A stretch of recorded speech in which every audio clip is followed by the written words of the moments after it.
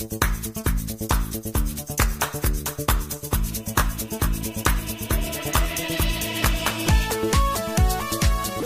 hello friends. நான் உங்க SKA பேசுறேன். காஷ்மீர் ஆபத்தில் உள்ளதா அல்லது இந்தியாவுக்கே ஆபத்தா? காஷ்மீரின் உண்மையான வரலாறு என்ன? வரலாற்றை பார்த்தால் காஷ்மீர் என்பது என்ன, எது? அது இந்தியாவின் எப்படிப்பட்ட ஒரு அங்கமாக இருந்தது, இருக்க வேண்டும் என்ற ஒரு முக்கியமான கேள்வியை, ஒரு முக்கியமான செய்தியை, அதற்கான பதில்களை இந்த வீடியோவில் தெளிவாக பார்க்கலாம் ஃப்ரெண்ட்ஸ். POK பகுதியில் பாகிஸ்தானின் அதிகமான படை அனுப்பப்பட்டுள்ளதாக கவலை அதிகமான இந்தியர்களுக்கு வந்துள்ளது. அது என்ன எப்படின்னு இந்த வீடியோவில் தெளிவாக பார்க்கலாம். இந்தியாவில் போருக்கு தயாராகியுள்ள ரோபோட் நாய்கள். ஜம்மு அண்ட் காஷ்மீரில் ஊடுருவியுள்ள 40க்கும் அதிகமான பாகிஸ்தான் தீவிரவாதிகள். அமெரிக்காவின் போயிங் நிறுவனம் இந்தியாவுடன் இணைந்து தயாரிக்க இருக்கும் ஒரு மிகப்பெரிய போர் விமானம். ஹைப்பர்சானிக் ஏவுகணையை C-17 விமானத்தில் இருந்து தாக்குவதற்கான ஏற்பாடுகள் ஒரு சாதனையாக செய்யப்பட்டுள்ளது. எல்லாமே ரொம்ப அழகான செய்திகள். அதனால கடைசி வரைக்கும் பாருங்க, என்ஜாய் பண்ணுங்க. கிளாசிக்கல் சான்ஸ்கிரிட் எழுத்தாளர் காளிதாசா அவர்களிடம் ஒருமுறை காஷ்மீர் பற்றி கேட்கப்பட்ட கேள்விக்கு காஷ்மீர் சொர்க்கத்தை விட அழகானது அப்படின்னு வர்ணித்தார். அதுபோலவே ராஜதரங்கினி புத்தகத்தை எழுதிய மிகப்பெரிய ஒரு எழுத்தாளர் இவர் காஷ்மீரை நன்கு அறிந்து காஷ்மீரின் வரலாற்றை ஒரு காவியமாக எழுதியவர். அவர் சொல்றாரு, இமயமலையில் மிகவும் சிறந்த இடம் காஷ்மீர் அப்படின்னு சொல்றாரு. பட் நான் சொல்றேன், நம்ம எல்லாருக்குமே தெரியும், உலகிலேயே காஷ்மீர் போன்ற இடங்கள் மிகவும் குறைவாகவே உள்ளது. ஆனால் தற்போது காஷ்மீரிலும் சரி, நமது அண்டை நாடுகளுடனும் சரி நடக்கக்கூடிய போர் காஷ்மீரை பற்றியது மட்டும் கிடையாது. மாறாக இந்தியா என்ற நமது நாட்டின் இறையாண்மையே, the main idea of India itself is in danger, ஆபத்தில் உள்ளது. கொஞ்ச நாட்களுக்கு முன்பு ஜம்மு காஷ்மீரின் முன்னாள் முதல்வரும் மக்கள் ஜனநாயக கட்சி தலைவருமான இந்த மெஹபூபா முப்தி அப்படின்னு ஒரு தலைவர் தெரியும்ல, ஒரு லேடி, இந்திய மக்களுக்கே, இந்திய அரசுக்கே ஃபைனல் வார்னிங், இறுதி எச்சரிக்கை என்ற பெயரில் அவர் ஒரு தாந்தோண்டித்தனமான கருத்தை வெளியிட்டிருந்தார். அந்த பெண் அவர்கள் சொல்லியிருந்தது, காஷ்மீர் அழியாமல் இருக்க வேண்டுமானால் 3 வழிகள் மட்டுமே உள்ளது. 1, முடிந்தவரையில் விரைவாக நமது சட்டப்பிரிவு 370 திருப்பி எடுக்கணும் அப்படின்னு சொல்லியிருந்தாப்புல. 2, பாகிஸ்தானுடன் இந்தியா ஒத்துப்போக வேண்டும், பேச வேண்டும். 3, அதிலும் முக்கியமாக காஷ்மீர் பிரச்சனையை பற்றி இந்தியாவே பாகிஸ்தானிடம் பேச வேண்டும். 3மே நடக்காத விஷயம். நீங்க ஒரு விஷயம் நல்லாவே புரிஞ்சுக்கணும் மை ஃப்ரெண்ட்ஸ். இந்த முப்தி போன்ற தலைவர்கள் காஷ்மீர் சிக்கலில் இந்தியாவுக்கு எதிராக இருப்பவர்கள். ஆனால் இவர்கள் தனியாக கிடையாது. பல அப்துல்லாக்களும், ஃபார் எக்ஸாம்பிள் தற்போது ஃபாரூக் அப்துல்லா, ஒமர் அப்துல்லா, கடந்த காலத்தில் மறைந்த ஷேக் அப்துல்லா, இது மாதிரியானவர்கள் இந்தியாவுடன் அப்படியே ஒத்துப்போகிறது, ஓடிக்கொண்டே இருப்பது போல இருக்குது. ஆனால் பாகிஸ்தான் மற்றும் சைனாவுடன் அவர்களை சேர்ந்து வேட்டையாடுவது போன்ற டெக்னிக்க, கலையை முழுமையாக கற்றுக்கொண்டவர்கள். 2014ஆம் ஆண்டு வரை they were an integral part of Lutyens Delhi. தங்களை ஒரு நல்ல தேசியவாதிகளாக காட்டிக்கொண்டவர்கள் இவர்கள். ஆனால் அவர்கள் அதிகாரத்திலிருந்து வெளியேற்றப்பட்ட அடுத்த நிமிடமே, இந்த 370 நடந்த அடுத்த நிமிடமே, அவர்கள் இந்தியாவுக்கு எதிராக ஒரு மிகவும் கடுமையான எதிர்ப்பை காட்டி வருவது உண்மை. இவங்க எல்லாம் கூட்டுக்களவாணிகள். எந்த அளவுக்குன்னு நீங்க பாருங்க, ஆர்டிகல் 370 திருப்பி எடுக்க சைனாவின் உதவியை கேட்கும் அளவுக்கு, ஒரு எக்ஸ்ட்ரீம் அளவுக்கு போகக்கூடியவர்கள் இவர்கள் போனவர்கள். ஆனால் சுவாரஸ்யமாக இந்த அப்துல்லாக்களுக்கு தற்போது இருக்கும் சைனா மீதான மோகம் புதியதோ அல்லது திடீரென வந்தது கிடையாது. 1965ஆம் ஆண்டில் இந்தியா பாகிஸ்தானுடன் மும்முரமாக ஒரு போரில் இருந்த நேரம். 1962இல் சைனாவுடனான ஒரு பேரழிவுகரமான போர் நடந்து வெறும் 3 ஆண்டுகளுக்குள் 1965இல் இந்த இந்தியா பாகிஸ்தான் போர் நடந்தது. அப்போதிருந்த ஷேக் அப்துல்லா சைனாவின் உதவிக்காக சைனீஸ் பிரீமியர் ஜாவ் என்லாய் என்ற சைனா தலைவரை சந்திக்க சைனா செல்கிறார். எங்கிருந்து? காஷ்மீர்லேருந்து. காஷ்மீர் எங்களுக்கு தான் என்ற உரிமை கொண்டாடும் காஷ்மீர் பள்ளத்தாக்கை அடிப்படையாக கொண்ட அரசியல்வாதிகளின் சொற்பொழிவை கேட்கும்போது உங்களுக்கு கண்டிப்பாக புரியும். தற்செயலாக அவர்கள் காஷ்மீரில் பிறந்தவர்கள் என்பதால் அவர்களின் குரல்களில் இந்தியா மீதான ஒரு அலட்சியத்தை நம்மால் பார்க்க முடியும். காஷ்மீரை ஆள இவர்களுக்கு மட்டும்தான் உரிமை உண்டு என்று மக்களை நம்ப வைத்து விடுகிறார்கள். காஷ்மீர் இந்தியாவுடன் இருப்பதே அவர்கள் இந்தியாவுடன் இருப்பதால் தான் என்ற மிதப்பு இவர்களுக்கு உண்டு. ஒருவேளை இவர்களை நீக்கிவிட்டால் காஷ்மீர் பகுதியே இந்தியாவை விட்டு போய்விட்டது என்ற மிதப்புடன் இருப்பவர்கள் அரசியல் ரீதியாக இந்திய அரசு காஷ்மீரின் சிறப்பு அந்தஸ்தை நீக்கிய பிறகு, குறிப்பாக ஆகஸ்ட் 5ஆம் தேதி 2019க்கு பிறகு 370 மற்றும் 35A பிரிவுகள் திரும்ப பெறப்பட்ட போது, அதாவது முந்தைய மாநிலமான ஜம்மு காஷ்மீரிடம் இருந்து சிறப்பு உரிமைகள் எடுக்கப்பட்ட போது, நாம் சொன்ன இந்த தலைவர்களின் போலியான பிம்பம் உடனடியாக வெளியில் கொண்டு வரப்பட்டது. ஏனென்றால் இவர்களால் அறிவார்ந்த முறையில் எந்த சவாலுமே செய்ய முடியவில்லை. There has been no intellectual challenge. ஆனா இவர்கள் பேசுவதை கேட்கும்போது உங்களுக்கு புரியும், மகாராஜா ஹரி சிங் ஜம்மு காஷ்மீர் என்ற சமஸ்தானத்தை இந்தியாவுடன் சற்று தாமதமாக இணைத்ததை தவிர காஷ்மீருக்கும் இந்தியாவுக்கும் வேறு எந்த தொடர்பும் இல்லை என்பது போல் இவர்கள் பேசுவார்கள். இந்த அழகான பள்ளத்தாக்கும் இந்திய நாகரிகத்திற்கும் எந்த தொடர்புமே இல்லை என்பது போல் பேசுவார்கள். அப்படியானால் காஷ்மீர் யாருடையது என்ற கேள்வி உங்க எல்லாருக்குமே வரும். வரலாற்று முற்றிலும் வேறுபட்ட கதையை கூறுகிறது. அது காஷ்மீர் என்பது இந்தியாவின் ஒரு வெளிப்புற பகுதியாக காட்டப்படாத ஒரு கதை. உண்மையில் பண்டைய காலத்தின் அதிகமான காலத்தில் மேற்கில் இருந்து கொள்ளையடிக்கும் படைகள் இந்த பள்ளத்தாக்கின் முழு சக்தியையும் சூறையாடி ஒரு சர்வைவல் மோட் என்ற நிலைக்கு தள்ளும் வரைக்கும் காஷ்மீர் என்பது இந்தியாவின் கலாச்சார, இலக்கிய மற்றும் மத மலர்ச்சிக்கு அடையாளமாக இருந்த ஒரு பகுதி. கவிஞர் காளிதாஸ் காஷ்மீரை இந்தியாவின் காஷ்மீர் சொர்க்கத்தை விட அழகானது அப்படின்னு எழுதியிருக்கிறார். எழுத்தாளர் ஹல்கான் இந்தியாவின் காஷ்மீர் இமயமலையிலேயே சிறந்த இடம் அப்படின்னு எழுதியிருக்கிறார். புராண கதைகளின்படி பள்ளத்தாக்கு முதலில் ஒரு ஏரியாக இருந்தது. இந்த பள்ளத்தாக்கு இது சிவனின் தாண்டவாட்டத்தால் ஏற்பட்ட பேரழிவில், அதாவது தாண்டவ நடனத்தின் போது அவரது மனைவி சடலத்தின் ஒரு பகுதி விழுந்த பிறகு உருவாக்கப்பட்டதுதான் சத்தீஸ்வர் என்ற ஒரு ஏரி. மற்ற உடல் பாகங்கள் விழுந்த இடங்கள் சக்தி பீதாஸ், அதாவது சக்தி பீடங்கள் என்று இன்றும் கூட அழைக்கப்படுகிறது. ஒரு நாள் காஷ்யப் என்ற ஒரு பெரிய முனிவர், ரிஷி ஒருவர் இங்கு வந்தபோது அவர் அங்கிருந்த ஏரியிலிருந்து தண்ணீரை வெளியேற்றுகிறார். இதனால் அந்த ஏரியிலிருந்து ஒரு அழகான பள்ளத்தாக்கு பிறக்கிறது. ரிஷி மிகவும் வசீகரிக்கப்பட்டார். அவர் இந்த பள்ளத்தாக்கை விரிவுபடுத்த மற்ற பகுதிகளிலிருந்து துறவிகள் மற்றும் அறிஞர்களை அழைத்து கொண்டு வரார். அந்த இடம் அதனை தயார் செய்த கஷ்யப் ரிஷியின் பெயரால் காஷ்யப் ஷர், காஷ்யப் மட் அல்லது காஷ்மீர் என்று பெயரிடப்பட்டது. அதாவது இந்த காஷ்யப்பின் வீடு என்பதன் அதன் அர்த்தம் அப்படின்னு சொல்லப்படுது. சுவாரஸ்யமாக அந்த பெரிய ஏரி, அது பற்றிய புராண கதை புவியியல் ரீதியாக நிரூபிக்கப்பட்டுள்ளது. மலையில் கண்டுபிடிக்கப்பட்ட ஆதாரங்களிலிருந்து படகுகள் ஒரு காலத்தில் அங்கு மூடப்பட்டிருந்ததாகவும், படகுகளை கட்டுவதற்கு பெரிய பாறைகளை உடைத்து தயார் செய்யப்பட்ட துளைகள் இன்றும் அங்கு உள்ளதாகவும் சொல்லப்படுகிறது. அத்தகைய படகு வைத்திருந்தவர்களின் வரலாற்று சான்றுகள் இன்றும் அங்கு இருப்பதாக சொல்லப்படுகிறது. இந்த விவரங்கள் CK கரியாலி என்பவர் எழுதிய காஷ்மீர் த லேண்ட் ஆஃப் கஷ்யபா என்ற புத்தகத்தில் இந்த பதிவு தெளிவாக செய்யப்பட்டுள்ளது. சிவன் மற்றும் சக்தியுடனான இந்த தொடர்பை கருத்தில் கொண்டு இப்பகுதி வரலாற்று ரீதியாக, அதாவது காஷ்மீர் என்பது சைவிசம், அதாவது சைவத்தின் மையமாக இருந்து வருகிறது அப்படின்னு சொல்லப்படுது. புத்த மதமும் அதன் அடித்தளத்தை இங்கிருந்து தொடங்கி இருந்தாலும் அது மத்திய ஆசியாவிற்கு அதிகமாக பரவியுள்ளது. இது பிரபஞ்சம் முழுவதும் கடந்து செல்லும் ஒரு சுத்தமான thought process. The ultimate reality எனப்படும் இறுதி யதார்த்தத்தை இந்த இடம் இன்னும் கூட காட்டுகிறது. அவ்வளவு புனிதத்துவம் வாய்ந்தது இந்த காஷ்மீர். இது சிவனை உலகளாவிய ஒரு உணர்வு என்றும், அவரது படைப்பு மற்றும் பிரபஞ்ச சக்தியை உண்மையான சக்தி என்றும் இந்த பகுதி சொல்கிறது. ஆதி சங்கராச்சாரியா கூட இந்த பள்ளத்தாக்குக்கு விஜயம் செய்த பிறகு தனது அத்வைத தத்துவத்தில் சக்தியின் மேலாதிக்கத்தை ஒப்புக்கொண்டது. காஷ்மீரின் ஆன்மீக மற்றும் அறிவார்ந்த ஒளியாக இந்த பள்ளத்தாக்கு இருந்து வருகிறது. சௌதரிய லாகிரி மற்றும் சாரத புஜானா ஸ்தோத்திரம் போன்ற கவிதைகளை தேவியை புகழ்ந்து சங்கராச்சாரியா உருவாக்கியுள்ளார்.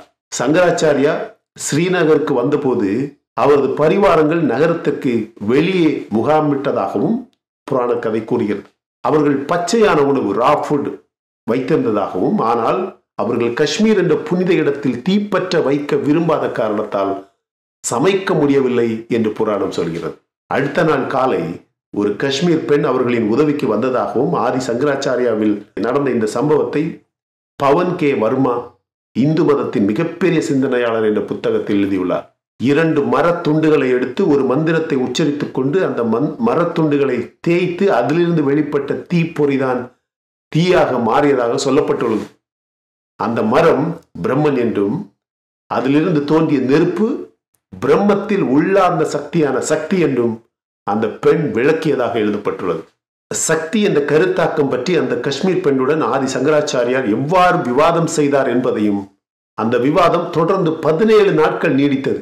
அதன் முடிவில் சங்கராச்சாரியார் தோல்வியை ஒப்புக்கொண்டார் என்றும் வர்மா அந்த புத்தகத்தில் எழுதியுள்ளார்.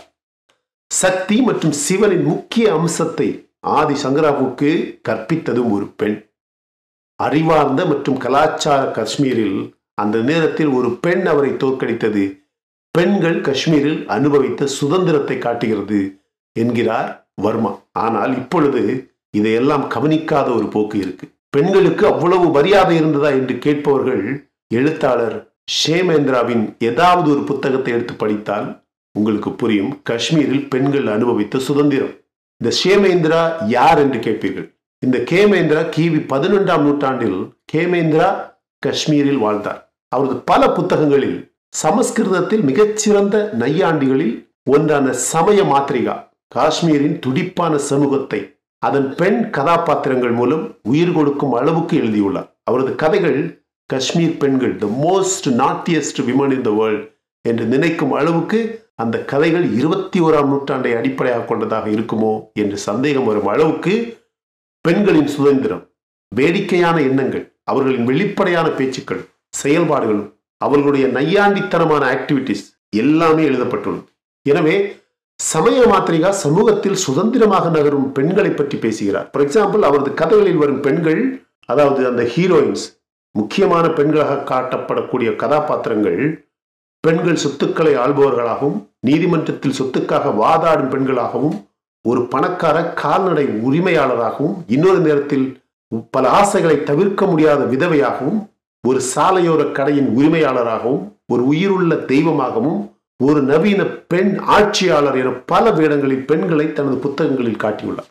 ஆனால் காஷ்மீரில் இன்றைய பெண்கள் மிகவும் சாகசமான, சுயாதீனமான மற்றும் சுதந்திரமான விருப்பம் கொண்டவர்களாக இருக்க வேண்டும் என்று எதிர்பார்க்க முடியுமா? அதாவது adventurous, independent and free wilt பெண்களாக இருக்க முடியுமா காஷ்மீரில்? பண்டைய காஷ்மீர் பணம், பொருள், செழிப்புடன் கலாச்சாரம் மற்றும் ஒரு பிரம்மாண்ட கோயிலை போலவே அதிர்ச்சியூட்டும் கட்டிடக்கலை, இலக்கியம் ஆகியவற்றுடன் மனதை ஒருங்கிணைக்கும் கலைகளை முழுமையாக்கிய இடம் காஷ்மீர். இந்த பிராந்தியம் சரஸ்வதி கடவுளின் இருப்பிடமாக இருந்ததாக நம்பப்படுகிறது. அதே நேரத்தில் ஸ்ரீநகர் லட்சுமி தேவிக்கு அர்ப்பணிக்கப்பட்டுள்ளது. ஸ்ரீநகர் என்ற சொல் லட்சுமி நகரம் என்று பொருள்படும். இந்த காஷ்யப்பின் வற்புறுத்தலின் பேரில் பள்ளத்தாக்குக்கு வருவதற்கு முன்பு சரஸ்வதி நதிக்கரையில் வாழ்ந்த காஷ்மீர் பண்டித்துகளின் மூதாதையர்களை பற்றி ஒரு நல்ல கதை இருக்கு. சரஸ்வதி தனது மகனுக்கு மீனூட்டிய கதை. நேரம் இருந்தால் அந்த கதையை நீங்க கொஞ்சம் படிங்க. காஷ்மீர் மெதுவாக இறந்து கொண்டிருக்கிறது இன்று. Not only in spirit, but காஷ்மீரின் உடல் கூட இன்று இறந்து கொண்டிருக்கிறது. கரியாலி என்பவர் எழுதுகிறார், பள்ளத்தாக்கின் உயிர் நாடியான புனித விதாஸ்தா ரிவர் ஒரு சாக்கடையாக மாறி வருகிறது. Dal lake is shrinking and dying. Dal ஏரி சுருங்கி இறந்து கொண்டிருக்கிறது. பல நீர்நிலைகள் மற்றும் ஏரிகள் காணாமல் போய்விட்டது. வண்டல் படிந்து அழுக்கு மற்றும் குப்பைகளால் நிரப்பப்பட்டு அழிந்து கொண்டிருக்கிறது. சொர்க்கத்தின் நுழைவாயிலில் பார்வையாளர்களை வரவேற்று தனித்துவமான அவென்யூ மரங்கள் வெட்டப்பட்டு குல்மார்க் அண்ட் சன்மார்க் பனிக்கட்டி சரிவுகளில் குப்பைகள் சிதறி கிடக்கிறது. உடலும் ஆன்மாவும் இறந்த பிறகு பிணத்துக்காக அங்கு சண்டையிட ஏதாவது இருக்கிறதா சொல்லுங்க? இதைவிட மோசமாக பள்ளத்தாக்கில் வசிப்பவர்கள் தங்கள் சொந்த கடந்த காலத்திற்கு எதிராக போராடுகிறார்கள். பள்ளத்தாக்கு முழுவதும் அழிக்கப்பட்ட பல கோயில்களுக்கு பதில்களே கிடையாது. இன்றைய பாகிஸ்தான் ஆக்குபைட் காஷ்மீரில் உள்ள சாரதா பீடத்தில் ஒரு சாரதா தேவியின் பக்திமிக்க கோயில் கிட்டத்தட்ட மறைக்கப்பட்டு விட்டதாக சொல்லப்படுகிறது. பல ஆண்டுகளாக பக்தர்கள் யாரும் அங்கு செல்லவில்லை. பண்டைய காஷ்மீரின் உயிர் நாடியான விதாஸ்தா நதியில் இருந்து தெய்வீகம் பிரிக்கப்பட்டு விட்டது. தெய்வீகம் போய்விட்டதால் 5000 ஆண்டுகளாக வணங்கப்படும் ஆறு ஒரு வகையான சாக்கடையாக மாற அனுமதிக்கப்பட்டு விட்டது. ஆறு இறந்து விட்டால் ஒரு பள்ளத்தாக்கு உயிர் பழைக்குமா சொல்லுங்க? அதனுடன் இருந்த ஒரு பெரிய நாகரிகமே மறைந்து விட்டது. எனவே எல்லாமே முடிந்து விட்டதா என்று கேட்டால் இன்று காஷ்மீர் எங்களுக்கே சொந்தம் என்று சொல்லும் இந்த முப்திகள் மற்றும் அப்துல்லாக்கள் போன்றவர்களுக்கு இதெல்லாம் முக்கியமா? இல்லவே இல்லை, கிடையவே கிடையாது. காஷ்மீர் இந்தியாவின் அடையாளம். தற்போது நடக்கும் போர் காஷ்மீரை பற்றியது மட்டுமல்ல, இந்தியா என்ற ஒரு நாட்டின் அடித்தள அடையாளமே ஆபத்தில் உள்ளது. அதனால்தான் இன்னைக்கு இவ்வளவு போராட்டம் நடக்கிறது. இந்தியாவின் army is set to induct its newest robo dog soldiers soon that can fire, survive and carry load. இந்த மியூல்ஸ் அப்படின்னு ஒரு பெரிய ஆயுதத்தை பற்றி ஆல்மோஸ்ட் 2 வருடங்களுக்கு முன்பு நம்ம வீடியோல பேசியிருந்தோம். அதனுடைய first batch 25 robot tax mules வந்து இந்தியன் மிலிட்டரிக்கு டெலிவர் பண்ணிட்டாங்க. இந்த ரோபோட்டிக் மியூல்ஸ்னா ஒன்றும் இல்லை, மல்டி யூட்டிலிட்டி லெக்ட் எக்யூப்மெண்ட். பல கால்களுடன் நாய் போலவே இருக்கக்கூடிய ஒரு ரோபோட். இது கண் வச்சிருக்க முடியும். It is in the shape of dogs. இது சர்வைலன்ஸ்க்கு டிப்ளாய் பண்ணலாம், கேரி லைட் வெயிட் லோட்ஸ்க்கு டிப்ளாய் பண்ணலாம். இந்த பொதுவாகவே நம்ம இந்த கோவேரி கழுதைகள், ஒரு சில இடங்களில் ஆடு, இது மாதிரியான மிருகங்கள் மீது வைத்து சுமக்கக்கூடிய சுமைகளை வந்து இந்த ரோபோ நாய் வந்து சுமக்க முடியும். அந்த டெரைன்லாம் ரொம்ப ஸ்டீப்பாக அன்ஈவன் டெரைனாக இருக்கிறதுனால மனிதர்கள் சுமக்கக்கூடிய சுமைகளை இந்த மியூல்ஸ் போன்ற ரோபோ நாய்கள் சுமக்க முடியும். சைனா கூட கொஞ்ச நாளைக்கு முன்னாடி இப்படி ஒரு ஆயுதத்தை டெமோ பண்ணி வெளியிட்டு இருந்தது. இந்த மிலிட்டரி டெக்னாலஜிக்கல் ஃபோரே அப்படின்னு சொல்லக்கூடிய அளவுக்கு மிக முக்கியமான ஒரு ஆயுதம். இந்த ரோபோ டாக் வந்து இந்தியாவின் மிலிட்டரியில் கமிஷன் பண்ணுறதுக்கு தயாராகிடுச்சு. ஒரு 50 kg வெயிட் இருக்கக்கூடிய ஒரு மியூலும் 15 kg இருக்கக்கூடிய ஒரு ரோபோ மியூலும், அப்படி 2 வகையான ரோபோ நாயை வந்து ரெடி பண்ணியிருக்காங்க. ரொம்ப அசாத்தியமான ஒரு இது. Lockheed Martin may build C-130JS in India. C-130JS அப்படிங்கிற ஒரு விமானத்தை இந்தியாவுக்குள்ளேயே அமெரிக்காவின் லாக்ஹீட் மார்டின் நிறுவனம் கட்டுறதுக்கான ஏற்பாடுகள் தொடங்கிருச்சு. Philippines envoy hails BrahMos missiles game changer. இந்தியாவின் பிரம்மாஸ் ஆயுதத்தை ஒரு மிகப்பெரிய கேம் சேஞ்சர் அப்படின்னு பாராட்டியிருக்கிறார். இந்தியாவுடைய ரஃபாலே போர் விமானத்துக்கான ஃபைட்டர்ஸ் எல்லாரும் கிரீஸில் ஒரு பெரிய போர் பயிற்சி செஞ்சுக்கிட்டு இருக்கிறாங்க. அமெரிக்காவின் அட்லாண்டாவில் ஒரு பெரிய போர் பயிற்சி முடிஞ்சு இப்போ தான் வந்தாங்க. உடனடியாக வழியில் கிரீஸில் ஒரு பெரிய போர் பயிற்சி நடக்கு. Chinese ultraset handsets pose new security threat in Jammu and Kashmir. Jammu and Kashmir பகுதியில் மக்கள் பயன்படுத்தக்கூடிய ஒரு குறிப்பிட்ட சைனீஸ் மொபைல் ஃபோன் வந்து ஒரு பெரிய செக்யூரிட்டி த்ரெட்டாக மாறி இருக்கு. இது நம்ம நாடு முழுவதுமாக கூட நடக்கு. இந்த சைனீஸ் ஹேண்ட்செட் வச்சிருக்க எல்லாருமே அதை தூக்கி குப்பையில் போடும். சரியா? Outcry follows Pakistan's move to deploy frontier constabulary in PoK. பிஓகேல அதிகமான படைகளை அனுப்பியிருக்கு. பாகிஸ்தான் ஏன் திடீர்னு அதிகமான வீரர்களை பிஓகே பகுதியில் அனுப்பியிருக்கு அப்படிங்கிற கவலை எல்லாருக்குமே இருக்கு. அந்த கவலை நம்ம யாருக்குமே தேவையில்லை. பிஓகே மொத்த பாகிஸ்தானை அழித்து விடுமோ அப்படிங்கிற பயம் பாகிஸ்தான் அரசுக்கு வந்திருக்கு. பிஓகே மக்கள் பாகிஸ்தானின் தலைநகர் வரைக்கும் போய் பாகிஸ்தான் அரசையே கவிழ்த்திடுமோ அப்படிங்கிற கவலை அவனுக்கு வந்திருக்கு. இந்த கவலை தான் வரணும். இப்படித்தான் பிஓகேயை இந்தியா எடுக்க முடியும், எடுக்கும் அப்படின்னு நம்ம எப்பவோ சொல்லியிருந்தோம். அந்த மக்களை கட்டுப்படுத்த, அந்த மக்களை கொடுமைப்படுத்த, அந்த மக்களை கொலை செய்து தும்சம் பண்றதுக்காக அதிகமான சோல்ஜர்ஸ் பிஓகேல வந்திருக்கிறாங்க. இந்தியா இதை பார்த்துட்டு சும்மா இருக்கலாமா அப்படின்னு கேட்டீங்கன்னா, பாகிஸ்தானை தாக்குவதற்கு பிஓகேவை திருப்பி எடுப்பதற்கு இதை விட நல்ல நேரம் இந்தியாவுக்கு கிடைக்கவே கிடைக்காது. பிஓகே பகுதியில் ஒரு பெரிய புரட்சி கிளம்பி இருக்கு. மக்கள் எல்லாரும் ஒன்று சேர்ந்து பாகிஸ்தான் அரசை எதிர்க்கிறாங்க. எங்களை கொலை பண்ணாத, எங்களை கொடுமை செய்யாத அப்படின்னு எதிர்க்கிறாங்க. எனவே இதுதான் இந்தியாவுக்கு சரியான நேரம். C-17 can now launch hypersonic missile. இந்தியாவுக்கிட்ட C-17 அப்படின்னு ஒரு ஏர்கிராஃப்ட் இருக்கு. இப்போ என்ன ஒரு சாதனை பண்ணியிருக்காங்க பாருங்க. அந்த ஏர்கிராஃப்டையே பயன்படுத்தி தேவைப்பட்ட ஹைப்பர்சானிக் ஏவுகணையை ஏவக்கூடிய அளவுக்கு அதை ரெடி பண்ணியிருக்காங்க அப்படின்னு சொல்லியிருக்காங்க. இந்தியாவும் அமெரிக்காவும் சேர்ந்து தற்போது அதிகமான போர்களில் ரொம்ப வெற்றியை கொடுக்கக்கூடிய ஜாவ்லின் ஆன்டி டேங்க் மிசைல் வந்து 2 பேரும் சேர்ந்து இந்தியாவுக்குள்ளேயே தயாரிக்க போறதா ஒரு செய்தி வந்திருக்கு. 35 to 45 Pakistan terrorist operating in Jammu and region. நம்ம செக்யூரிட்டி ஃபோர்ஸஸ் வந்து கண்டுபிடிச்சிருக்கிறாங்க.